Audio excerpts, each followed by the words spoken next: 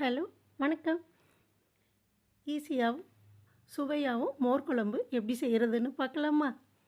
வாங்க. அதுக்கு தேவையான ஜாமான்: ஒரு மூடி தேங்காய் எடுத்துக்கோங்க, 5-6 பச்சை மிளகாய், 1 ஸ்பூன் சோம்பு. அதை நல்லா நைஸாக அரைச்சிருங்க. நான் முதல் நாள் நைட்டே 200 ml பால் உரக்குத்தி வச்சுருந்தேங்க. அதையும் சேர்த்து அதோடு அரைச்சி எடுத்துகிட்டு வந்துடுவோம். அது எடுத்து வச்சுட்டு அடுப்பில் வாணலி வச்சுருங்க. 3 ஸ்பூன் நல்லெண்ணெய் சேர்த்துருங்க. கடுகு சீரகம் தாளிக்க சேர்த்துருங்க. அது பொரிஞ்சதும் காஞ்ச மிளகாய் ஒரு 4-5, ஒரு கொத்து கருவேப்பிலையும் சேர்த்து நல்லா வறுத்துட்டு நாம் அரைச்சி எடுத்த தயிரை அதில் சேர்த்துருங்க. கொஞ்சம் தண்ணி அலசி ஊற்றிடுங்க.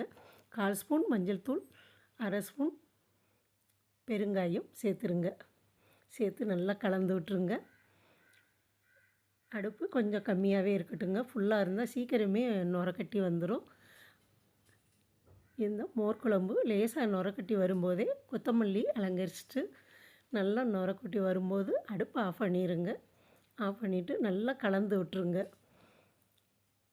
கொஞ்சம் ஆறுனா தான் இதாக இருக்கும். கொஞ்சம் ஒரு 5 நிமிஷம் கழித்து இதுக்கு தேவையான உப்பு சேர்த்து பரிமாற வேண்டியதாங்க. சூப்பரான சுவையோட மோர் குழம்பு டக்குன்னு ரெடி ஆகிரும். நீங்களும் இதே மாதிரி வச்சு சாப்பிட்டு பாருங்கள். அருமையான சுவையோடு இருக்குங்க. நம்ம கிராமிய சமையல் சேனலை இதுவரை சப்ஸ்கிரைப் பண்ணாமல் இருந்தீங்கன்னா சப்ஸ்கிரைப் பண்ணிடுங்க.